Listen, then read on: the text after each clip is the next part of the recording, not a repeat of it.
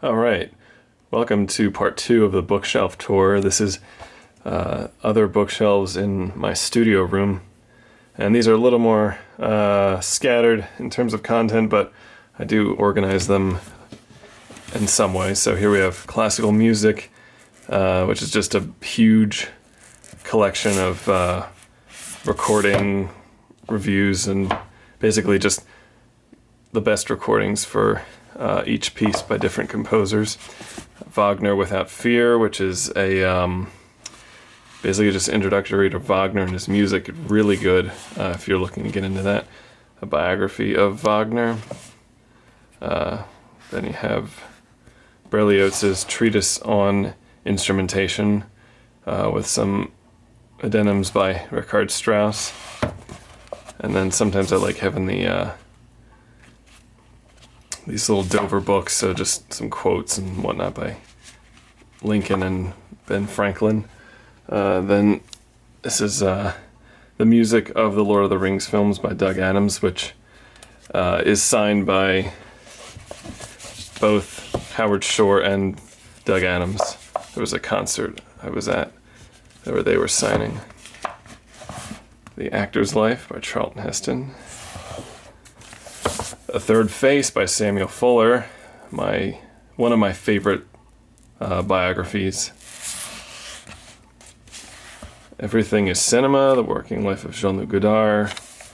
I got almost halfway through it and I still haven't finished it.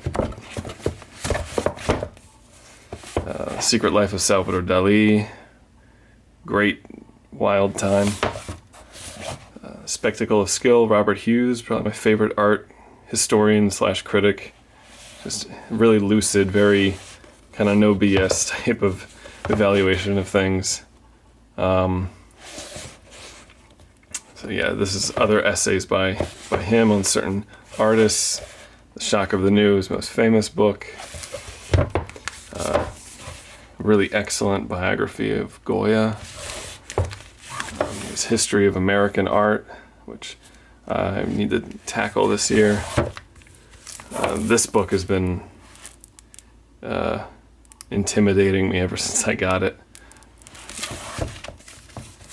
This is a great little short book on Dali's evaluation of modern art and contains the phrase intellectual cuckold. Dali's Mustache, which is all these Philip Halsman and that trick photos of Dali and whatnot, and his mustache. Norman Rockwell, sort of autobiography. It was a great book. I just remember reading this while I was recovering from a meniscotomy. How It Happened Here by Kevin Brownlow. Basically his account of him at age 18 or maybe even younger, basically filming a film about an alternate outcome of World War II where the Nazis conquer England. Really fascinating as a making of. And then another making of picture by Lillian Ross, which is an account of the making of John Huston's film of The Red Badge of Courage. The Ernie Kovacs File. A Heart at Fire Center, The Life and Work of Bernard Herrmann by Stephen C. Smith. My favorite biography by far. I've read it twice, and yeah, he's my favorite composer, but yeah, what a book. The Red Book of Estadia. Vertigo, The Making of a Hitchcock Classic, pretty self-explanatory. Special Effects. This is a really good an oral history. It's really a great overview of not just live action effects, but stop motion, animation, all kinds of things, basically all kinds of visual effects in movies. This is by Centipede Press. It studies in the horror film The Shining, and it's an assembly of various essays, interviews, all about The Shining. Goes from an in-depth analysis of the music editing in the film to an interview with the helicopter pilot who did the aerial photography. And then some screenplays by Jean Cocteau. Final Cut, Dreams and Disaster in the Making of Heaven's Gate. That's an excellent book. There's really good insight into Hollywood, and also why the new Hollywood kind of collapsed. Inside the Yellow Submarine, a great making of book on a really unique animated film. Beautiful Fighting Girl basically formed the basis for my video Bride of the Otaku. Marx Brothers Encyclopedia, very enriching. The greatest movies you'll never see.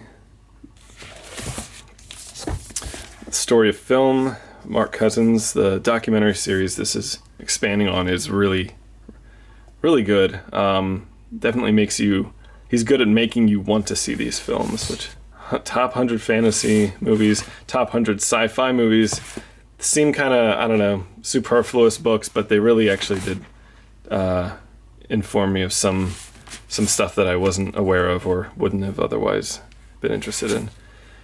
This is basically the illustrated screenplay for Bram Stoker's Dracula with concept art, storyboards, and behind-the-scenes photos, which is for this really lavish movie.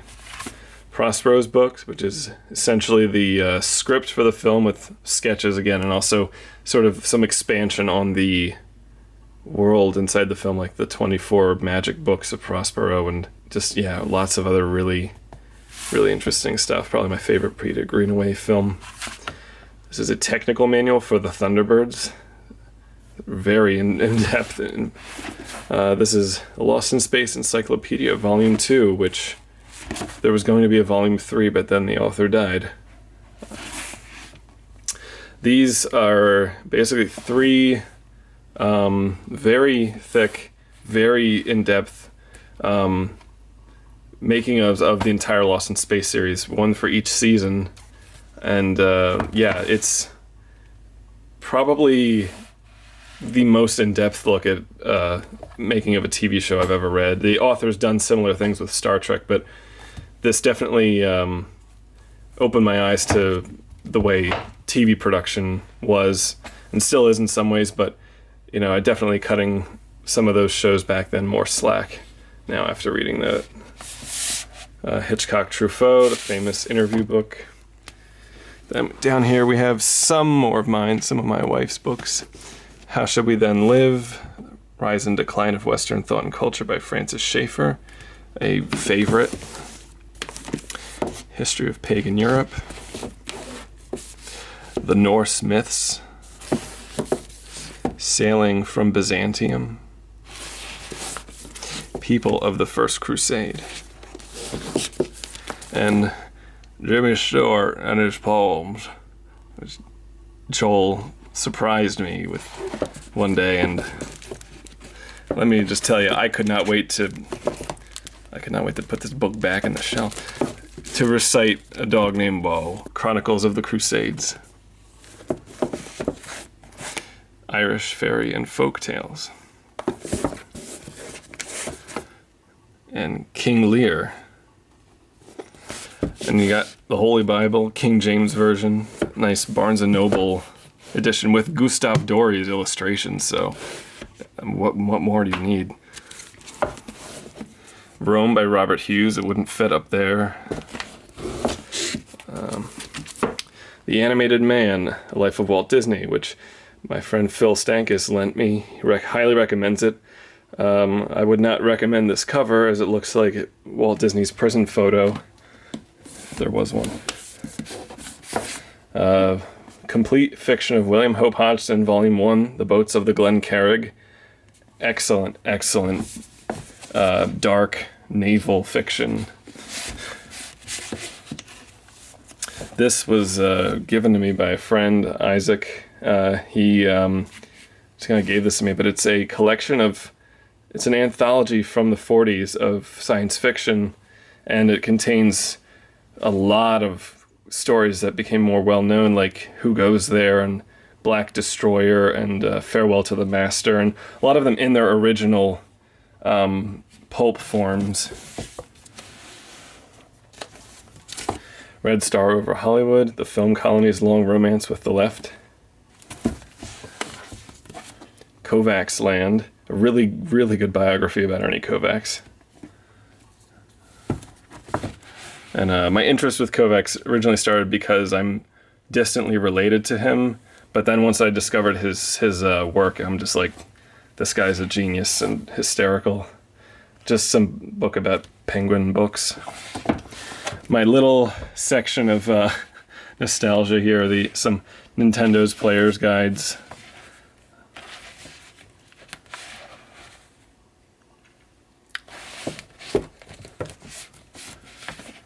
This is a collection of various Mario books.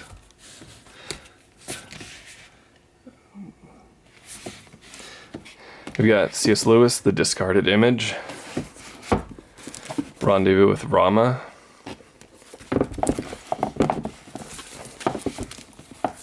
Out of the Silent Planet, Paralandra, That Hideous Strength. I love that cover. I have scarcely an idea why that's what it looks like, but it's iconic. You've got The Hobbit, Fellowship of the Ring, Two Towers, and I think we're trying to collect some older editions. Some H.G. Wells, Goethe's Faust, and then this strange sort of juvenilia of C.S. Lewis called Boxen, with this frog-headed man. And then a book called Star of the Unborn, which my wife read, but I don't know what that's about. Alright, we've got Goldfinger, The Man from Mars, Ray Palmer's Amazing Pulp Journey. That's just some wild, just incredible, out there stuff. From Russia with Love. These are books that I've finished and I might give away. And when The Jungle, a great horror novel. Great. The Black Hole novelization, which is pretty good. Masters of the Maze by Avram Davidson. Hot House by Brian Aldiss. Unbelievable, imaginative, yeah. Cyrano de Bergerac, loved it. Barcelona by Robert Hughes, some really cool history in there.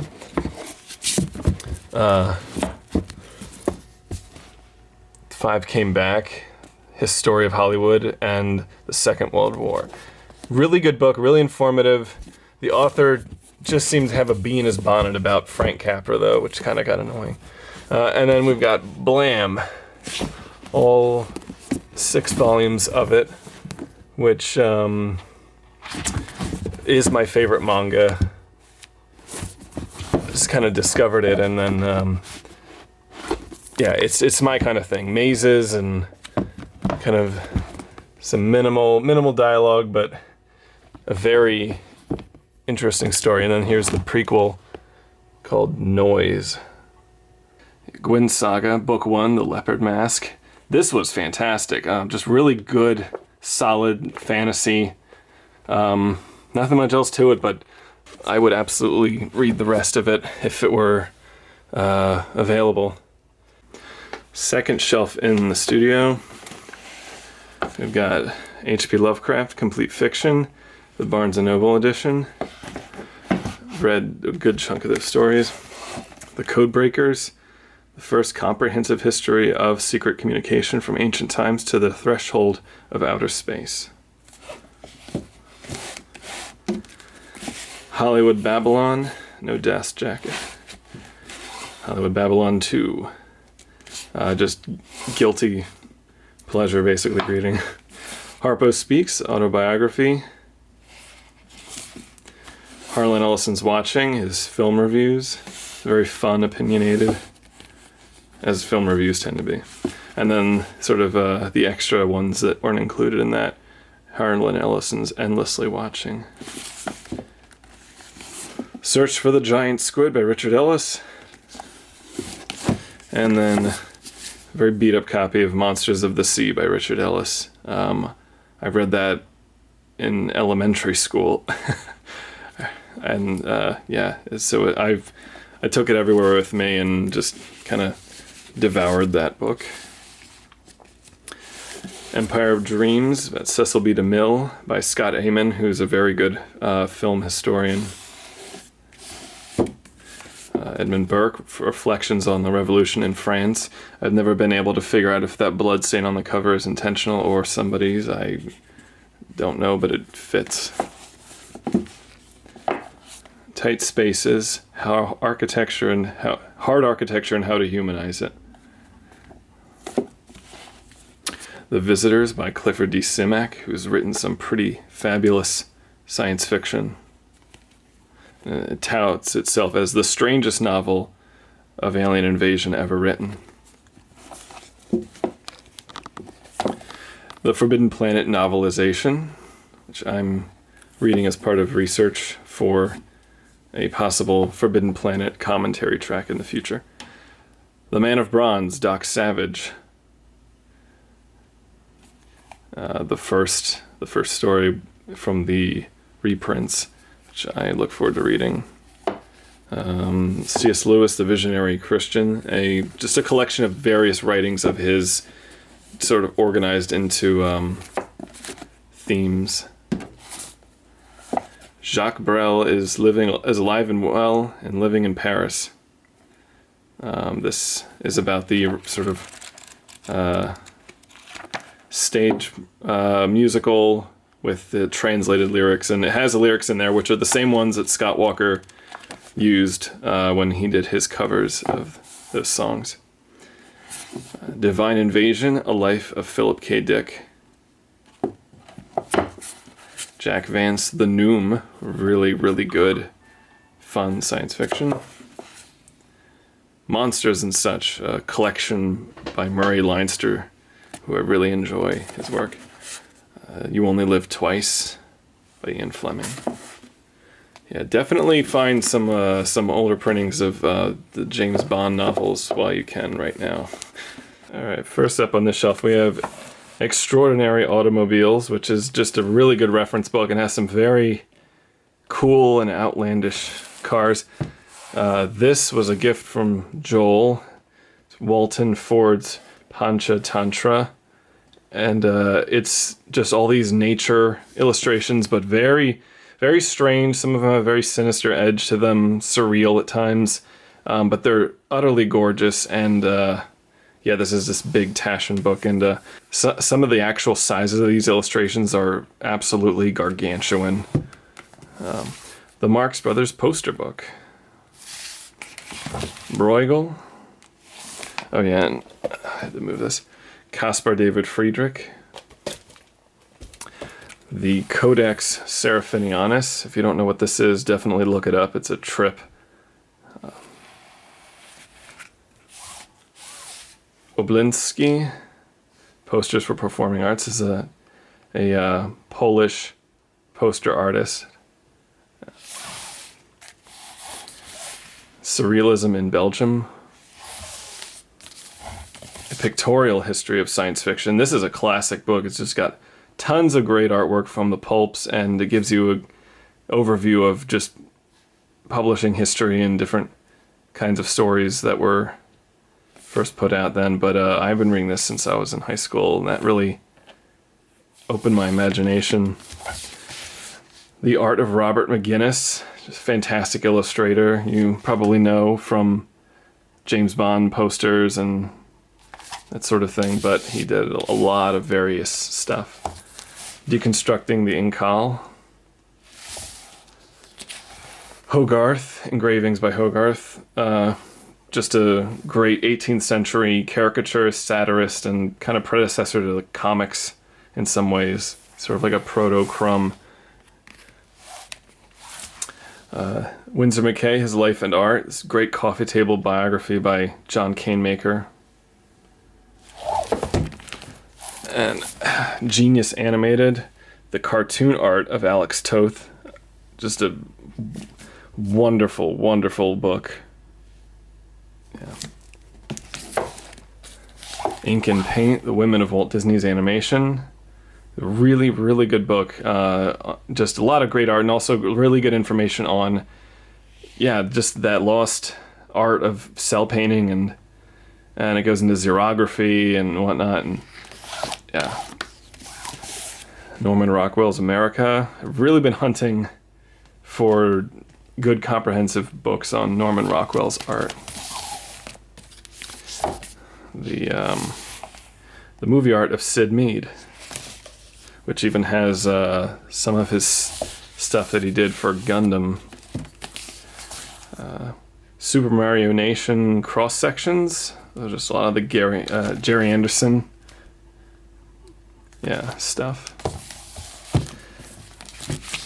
Got Hardware, the definitive SF works of Chris Foss.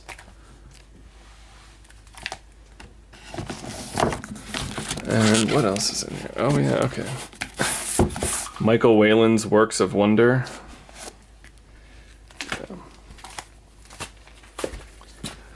Anyone else hiding in there? No, okay. Alright, the next shelf is, first we start off with this book, The Complete Making of Indiana Jones. And it's a really, really nice making of book. It's by J.W. Rinsler, who I think did those making of Star Wars books that are much lauded. But this was buried back in here because these shelves have these kind of alcoves and books just get lost back in there. But this is the Cinema of George Lucas, which has some really cool stuff in it. Animator's Survival Kit, another copy of mine. The Wes Anderson collection, which, very comforting book, like his movies are. The 7 Lives of Alejandro Jodorowsky. Typeset in the Future, which is, you can probably guess, about typography in science fiction films, which is really informative. Front cover, great book jacket and cover design, which is an area of special interest for me. Andy Warhol screen tests. James Bond, The Secret World of 007. This was an old childhood favorite book of mine while I was getting into James Bond. A friend of mine had this, and then when I moved away from my old neighborhood, he gave it to me. And this goes all the way up to The World Is Not Enough, which, I think. Bond in Motion. Oh, shoot. This was an exhibit catalog from a exhibit of James Bond vehicles that was in London. My parents were at, from the London Film Museum. Movies of the 40s. Actually pretty informative. Charlton Heston's Hollywood. If you can't tell, I really like Charlton Heston. Stanley Kubrick's Barry Lyndon, which...